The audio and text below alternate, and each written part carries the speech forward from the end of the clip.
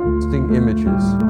He writes from the perspective in the first volume of The Ether, he writes from the perspective of the aesthetic man and explains to us what it's like to be us, as if we didn't know.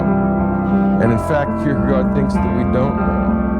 He thinks that we don't entirely comprehend the wretched state of the purely natural aesthetic man. I think it's T.S. Eliot that once wrote a line describing the hollow men, I believe. He said they're distracted from distraction by distraction. Well, Kierkegaard thinks that that's what the life of the aesthetic man is. It's one distraction after another to prevent you from seeing the vacuum of your existence, to prevent you from looking right at the void and being turned into stone. He says that's why you pursue pleasure and novelty all the time, because the real evil or the real misery in the life of the aesthetic man is boredom. Kierkegaard says, and I think it's one of the greatest lines in the history of philosophy, it's beautiful, it's horrifyingly true.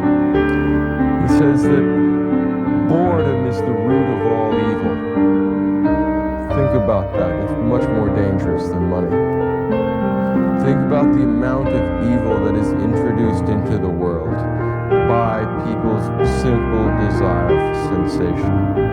And Kierkegaard, of course, in his own inimitable and most unkind, ironic way, talks about the history of boredom in a piece called The Rotation Method. It's sometimes translated as the rotation of crops. And he describes the origins of boredom. It's beautiful. He said God created man because he was bored. Adam was alone. He was bored. He asked for Eve. Adam and Eve were bored together. They had some children. Then they were bored on Thamea. And then people multiplied and reproduced. And then they were bored on Mars. And everywhere boredom took over the world. Eventually people created the Tower of Babel, which is an idea that is as boring as the tower is high. And the reason they did that is sheer boredom. That's the only reason people put together culture at all. It's boring. The world is full of nothing. And that we fill this nothing up with trivialities like human culture. Oh, you feel the breath of infinite spaces in the sky. He lives in a kind of interstellar space of the soul that has nothing in it.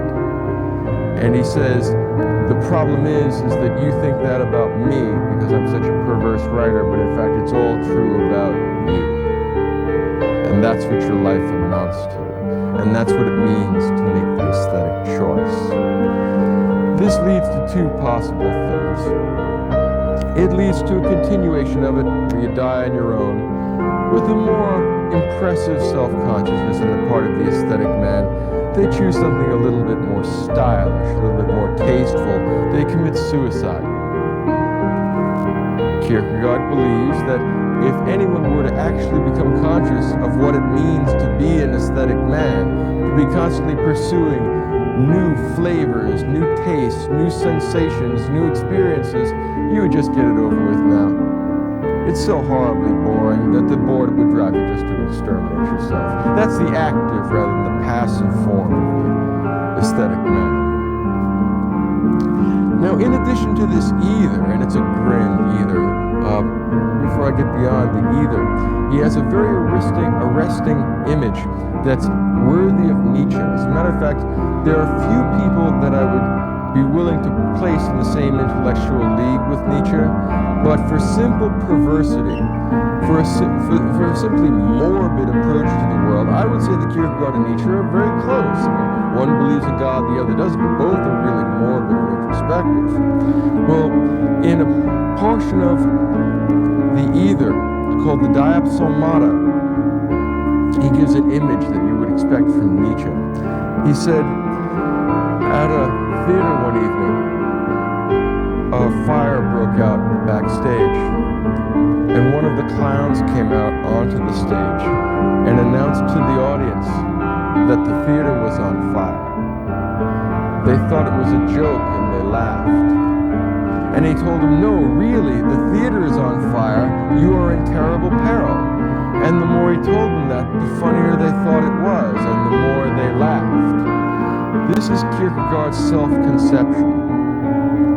He is a joker who is deadly serious, and you people are laughing at him thinking that he's a religious kook, when in fact you are in mortal terror, you are in mortal peril, you are going through the dark night of the soul, you are so detached from your souls you don't know it. What a horrifying situation. One horror after another. All of Kierkegaard's writing go from bad to worse. They're all entertaining, but they're all the product of a depraved mind. This image of the clown is perhaps one of the worst.